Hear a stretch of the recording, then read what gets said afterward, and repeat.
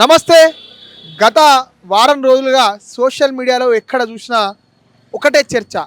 అసలు Johnny master arrest, రేపుకి సంబంధించినంతం ఆయన మీద పిటిషన్ ఇవ్వడం, ఆ పిటిషన్ ఎఫ్ఐఆర్ కావడం, ఇదంతా కూడా మనం సీక్వెల్ ఆఫ్ ఇన్సిడెంట్గా చూసుకోవచ్చు. రెండు వర్గాల నుంచి రెండు వాదనలు వస్తున్నాయి. ఒక వాయిస్ ఏమో అమ్మాయికి మద్దతుగా, అంటే బాధితురాలకు మద్దతుగా వస్తుంది. ఇంకొక వాయిస్ ఏమో ఆ, జానీ మాస్టర్కి మద్దతుగా మరియు అనుకూలంగా వస్తుంది. అసలు నిజంగా ఆ అమ్మాయి మీద అంత ఘోరమైన లైంగిక దాడి జరిగినప్పుడు 5 సంవత్సరాల నుంచి ఆ అమ్మాయి ఫిర్యాదు చేయకుండా ఏం చేసింది? అలాంటి సందర్భంలో ఈరోజు ఫిర్యాదు చేయడం వెనుక ఉన్న కారణాలు ఏంటి అని చెప్పి ఒక వర్షన్ వినబడుతుంది. ఎప్పుడు జరిగినా ఆ అమ్మాయి మీద దాడి జరగడం తప్పు, అట్లాంటి దాడి చేసిన వారిపైన శిక్ష వేయాలనేది ఇంకొక వర్షన్ వినబడుతుంది. దానికి సంబంధించినంత వరకు సీనియర్ డ్యాన్సర్గా ఉన్నారు జానీ మాస్టర్ గారితో గత 20 సంవత్సరాల నుంచి ట్రావెల్ చేస్తున్న ఒక మహిళ సీనియర్ డ్యాన్సర్గా ఉన్నారు. వారితో మాట్లాడి అసలు ఏం జరిగింది, జానీ మాస్టర్ ఎలాంటి వాడు, జానీ మాస్టర్ సంబంధించిన ప్రవర్తన కానీ, జానీ మాస్టర్ సంబంధించిన వ్యవహారం కానీ, మహిళలతో ఎలా వ్యవహరించేవాడు ఒకసారి తెలుసుకునే ప్రయత్నం చేద్దాం ఆమె మాటల్లోనే. నమస్తే అమ్మ, మీ పేరు? నా పేరు సుశీల. మీరు ఏం చేస్తారమ్మా? నేను డాన్సర్గా రిటైర్డ్ అయిపోయినా. ఈ జానీ మాస్టర్ ఇష్యూలో మీరు ఏం చెప్పాలనుకుంటున్నారు? జాన మాస్టర్ మంచోడు. జాన మాస్టర్ అన్నవాడు మంచోడు. ఇవన్నీ కావాల్సుకొని చేసేటి. ఇవన్నీ ఎందుకు చేస్తున్నంటే కొంతమంది అమ్మాయికి సపోర్ట్ ఉండి అబ్బాయి మీద బురద చల్దామన్న విషయాలే తప్ప మాస్టర్ అసంటోడు కాదు. మాస్టర్ తప్పులు చేసేటోడు అంటే ఇవాళ 5 ఏళ్ళు అయింది. ఆయన ఇండస్ట్రీకి వచ్చినప్పటి నుండే తప్పులు చేసుకుంటూ రావాలి. అర్థమైందా? ఆ అబ్బాయి అట్లాంటోడు కాదు. ఆయన తప్పు చేసే వ్యక్తి కాదు. చాలా మంచి మనిషి. ఇవన్నీ కావాల్సుకొని వెనకెవరు అమ్మాయికి సపోర్ట్ ఉండి ఈయన కావాల్సుకొని చేస్తున్నారు. ఈ విషయంలో మీరు అంటే జానీ మాస్టర్ని తప్పు చేసిండు, ఉరిశిక్ష దాకా వేయాలని చెప్పే వాళ్ళకు, అంటే డిమాండ్ చేసే వాళ్ళకు మీరు ఏం చెప్పాలనుకుంటున్నారు? ఇవన్నీ పేకు మాటలు. వాళ్ళకు ఒక్కటే చెప్తున్నా, నిజ నిజాలు తెలుసుకొని మాట్లాడండి. ఉరిశిక్ష వాడికి ఎందుకండి? చంపిండే వాళ్ళన్నా? చంపలే కదా. అమ్మాయిని రేపుజంగా చూసిండ్రా? చూడలే కదా మీరు. ఎవరు చూడలేదు. చూడకుంటే ఎందుకు అనవసరం మాటలు మీకు? చూడండి, ఫస్ట్ మాట్లాడండి. మాట్లాడి చూసిన తర్వాత ఏదన్నా ఉంటే ఇష్యూ మీరు చూసుకొని మాట్లాడండి. అవన్నీ తెలియకోకుండా, తెలిసినోడు తెలియకోకుండా ఎందుకు మాట్లాడతారు? ఏదో దగ్గరుండి చూసినట్టే మాట్లాడుతున్నారు. దగ్గరుండి వాళ్ళ రూమ్లో పంపినట్టే మాట్లాడుతున్నారు. అది కాదు కదా. మీరు చూడలేదు, చెయ్యలేదు, అమ్మాయి ఏది చెప్తే అదే మాట్లాడుతున్నారు. ఎప్పుడు 5 సంవత్సరాల క్రితం జరిగిన విషయాన్ని ఇప్పుడు ఇష్యూ చేసి దాని కెరియర్ పాటు చేసి అటు మాస్టర్ కెరియర్ పాటు చేసి ఏంది ఇది? ఇది అవసరమా? అనవసరంగా ఇప్పుడు ఇష్యూ చేయడం తప్ప ఏమిటికి వచ్చేది ఇది? ఆయన లైఫ్ మొత్తం పాటు చేస్తున్నారు. భార్య పిల్లలతో ఉన్నాడు. ఖరాబ్ చేయాలంటే ఈ అమ్మాయి ఒకతే దొరికిందా? ఆయన ఒక అమ్మాయిలతో వేధింపులకు, అమ్మాయిలతో తిరిగే విధానం ఉంటే, వాళ్ళు వెళ్ళే విధానం ఉంటే ఇట్లా వెళ్తాడా? అతను అసలు మనిషి కాదు, అలాంటి ఉద్దేశమే లేదు, అలాంటి వ్యక్తే కాదు. మాకు తెలియదా? జానీ మాస్టర్ గారితో మీకు ఎన్ని రోజుల నుంచి పరిచయం ఉన్నది? అతని వ్యక్తిగత ప్రవర్తన ఎలా ఉంటుంది? మహిళల పట్ల అతను ఎలా వ్యవహరిస్తాడు? కొంచెం క్లియర్గా చెప్పే ప్రయత్నం చేయండి. మాకు 20 సంవత్సరాల నుండి ఆయన మాస్టర్ అయిన నుండి నాకు చాలా పరిచయం. ఎలా అంటే ఒక అక్క అంటే అక్కనే, తల్లి అంటే తల్లే, పిల్ల అంటే పిల్లే.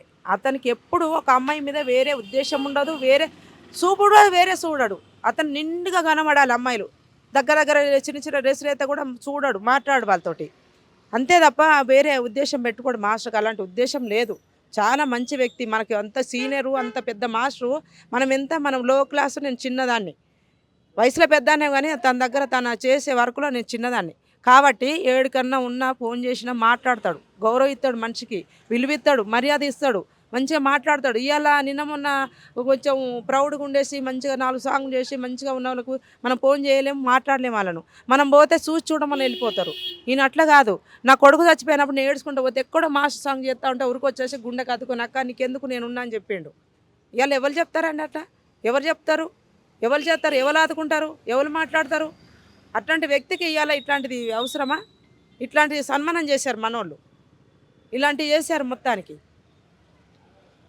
యూనియన్ కూడా అట్లనే ఉన్నది. యూనియన్లు కూడా సపోర్ట్ ఉన్నారు. వాళ్ళు యూనియన్ చేయబట్టే ఇట్లా అయిపోయింది మాస్టర్కి.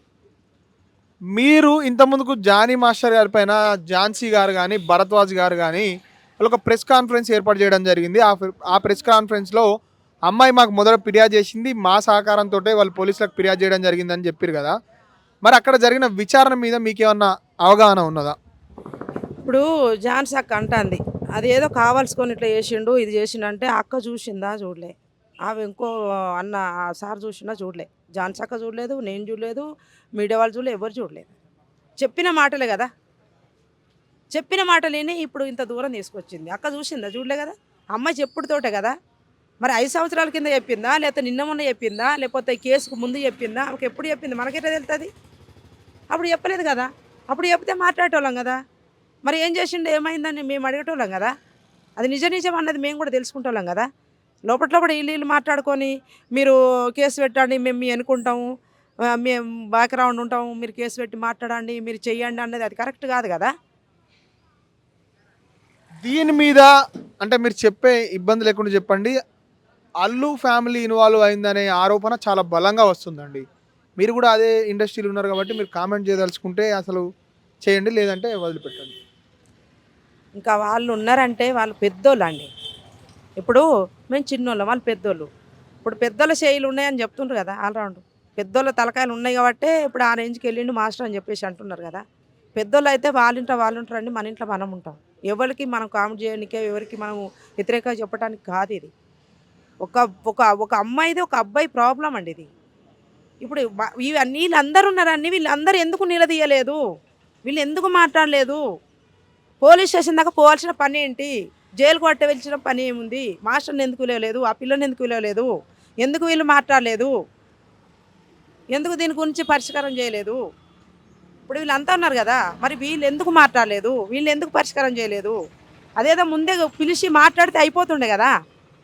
ఇప్పుడు ఇవన్నీ ఇప్పుడు మాట్లాడుతుండ్రు కదా, అయ్యో అమ్మాయి జీవితం ఇట్లా అయిపోయింది, అట్లా అయిపోయింది, ఈ అమ్మాయి ఏంటి అదేందని ఇప్పుడు అంటుండ్రు కదా. అదే చెప్పినప్పుడు తెలిసినప్పుడు మరి అదే ఇప్పుడు ఇప్పుడు యూనియన్ ఉంది, ఈ యూనియన్ వీళ్ళంతా కూర్చొని ఎందుకు మాట్లాడలేదు?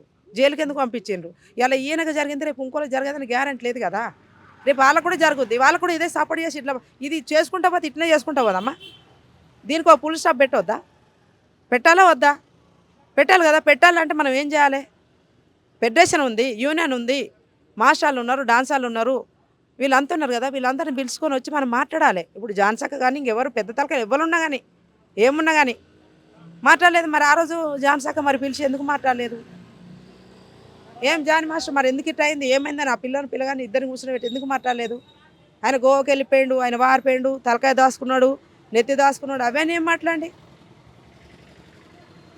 ఇవన్నీ వేస్ట్ మాట. సరే అమ్మా, ఇప్పుడు ఇంకా మీరు ఏదైనా చెప్పాలనుకుంటున్నారా? జానీ మాస్టర్కి సంబంధించినంత వరకు ఆయన వ్యవహారం కానీ మంచి చెడ్డ అంతా కూడా చెప్పారు కదా. మహిళలతో వ్యవహరించే పద్ధతి కూడా అంత బాగుందని, అంటే అలాంటి వ్యక్తి కాదని మీరు అంటున్నారు కదా. లాస్ట్గా మీరు ఏం చెప్పాలనుకుంటున్నారు? నేను ఒకటే చెప్తున్నా, నిజాలు తెలుసుకొని మాట్లాడండి. ఎవరన్నా కానీ, ఎంత పెద్ద వ్యక్తి అన్నా కానీ, ఎవరైనా అవసరం లేదు.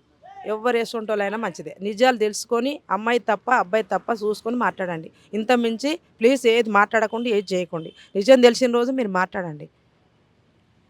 మనం మాట్లాడే ప్రయత్నం చేసినప్పుడు మనకు అర్థమైన విషయం ఏంటంటే, బాధితులు నిందితులు ఇద్దరికి సంబంధించిన తరపున వాదనలు వినాల్సి ఉండే. దాదాపు కూడా 5 సంవత్సరాల నుంచి తన మీద ఒక తీవ్రమైన అత్యాచారం జరుగుతుందని అమ్మాయి చెప్పినప్పుడు ఇయ్యాలనే ఫిర్యాదు చేయాల్సిన అవసరం ఎందుకు వచ్చింది, ఇంతకుముందుకు ఫిర్యాదు చేయలే అంటే ఎందుకు ఫిర్యాదు చేయలేదు ఇంత దాడి జరుగుతున్నప్పుడు అని చెప్పి జానీ మాస్టర్కి సంబంధించిన జానీ మాస్టర్తో పనిచేసే వాళ్ళు చెప్పే ప్రయత్నం చేస్తున్నారు. ఆ అమ్మాయికి సంబంధించినంత వరకు వాళ్ళు కూడా ఆ పని కోసమే ఆమె వెళ్ళడం జరిగింది. దాని తర్వాత అక్కడ ఒక క్విడ్ ప్రోకో జరిగింది. నాకంటే ఇది నాకు ఇది అంటే ఎక్స్చేంజ్ ఆఫ్ ఫేవర్స్ కిందనే తను నాకు పనిపిస్తే నేను తనకు సెక్షువల్ ఫేవర్స్ చేసిన అని చెప్పి దానికి సంబంధించిన మా కమిటీ ఝాన్సీ గారు కానీ భరద్వాజ్ గారు కానీ ప్రెస్ మీట్ చూసినప్పుడు కూడా మనకు అర్థమైంది ఏంటంటే, క్విడ్ ప్రోకోకి సంబంధించిన కన్సెంట్ పైన కూడా మేము చాలా లీగల్గా డెప్త్గా వ్యవహారం చేస్తున్నామని చెప్తున్నారు. ఇలాంటి మరిన్ని కీలక అప్డేట్స్ కోసం చూస్తూనే ఉండండి మన తొలి వెలుగు.